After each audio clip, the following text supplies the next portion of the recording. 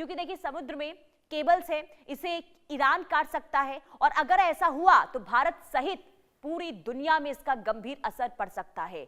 इससे IT sector जैसे क्षेत्रों में काफी नुकसान भी हो सकता है, साथ ही दूसरी मुश्किलें भी खड़ी हो सकती हैं। क्या क्या मुश्किलें आ जाएंगी अगर इंटरनेट ठप हो जाता है, एक रिपोर्ट के जरिए आपको दिखाते हैं।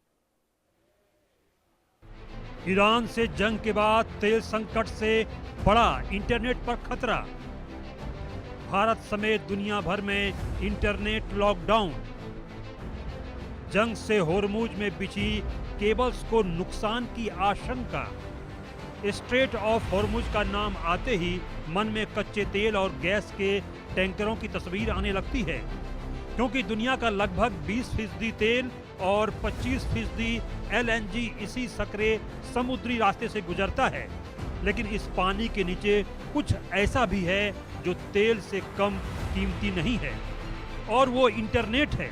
समुद्र की गहराई में बिछा सबमरीन केबल्स का जाल पूरी दुनिया के डेटा ट्रैफिक को एक छोर से दूसरे छोर तक पहुंचाने का काम करता है।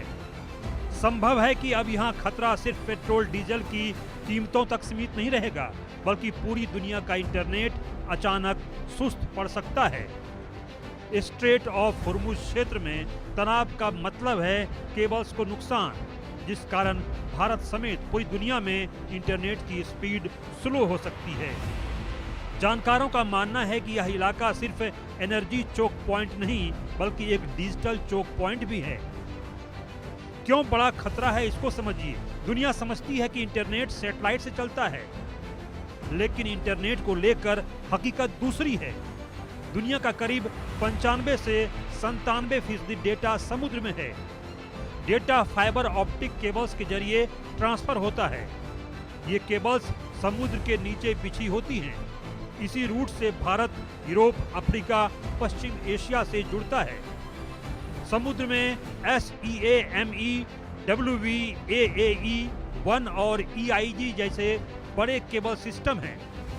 भारत की डिजिटल इकोनॉमी काफी हद तक इन समुद्री रूट्स पर निर्भर हैं। अधिकतर इंटरनेशनल इंटरनेट बैंडविड्थ अरब सागर और खाड़ी क्षेत्र से होकर आता है। यहां से गुजरने वाली समुद्री केबल्स भारत समेत कई देशों की इंटरनेट कनेक्टिविटी तय करती है। क्षेत्र में तनाव बढ़ने पर इंटरनेट स्पीड, आईटी सेक्टर और डिजिटल सेवाओं पर बड़ा असर पड़ सकता है। अगर केबल्स को नुकसान होता है तो ट्रैफिक को लंबे पैसिफिक रूट पर डाइवर्ट करना पड़ेगा। इससे लेटेंसी यानी डेटा ट्रेवल टाइम बढ़ जाएगा, जिस कारण इंटरनेट स्लो हो जाएगा। यूट्यूब, इंस्टाग्राम और नेटफ्लिक्स जैसे प्लेटफॉर्म्स पर बफरिंग बढ़ जाएगी। वीडियो कॉल और क्लाउड सर्विस में भी दिक्कतें आ सकती हैं। इस वजह से 23.48 लाख करोड़ के आईटी सेक्टर पर असर पड़ सकता है, क्योंकि अमेरिकी और यूरोपीय क्लाइंट्स के साथ रियल टाइम कनेक्टिविटी इसी लो लेटेंसी नेटवर्क पर टिकी है।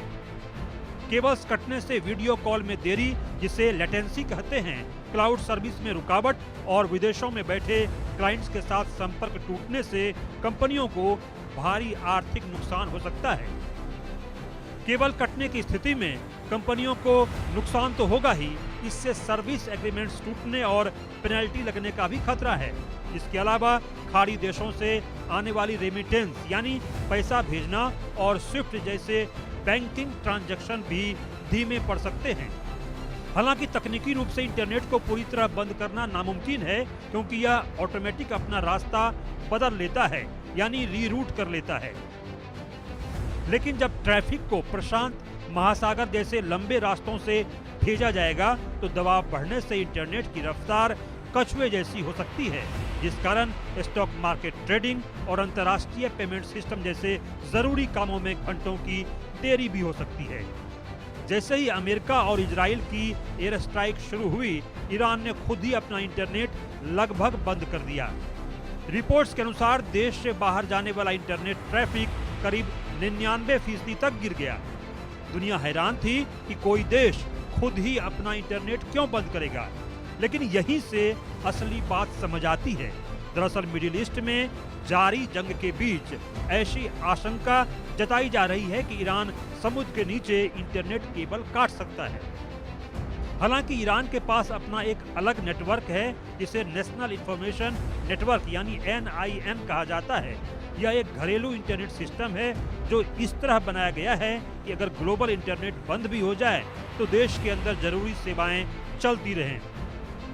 इसमें सरकारी वेबसाइट, बैंकिंग सिस्टम और जरूरी संचार बिना रुकावट के काम करते रहते हैं।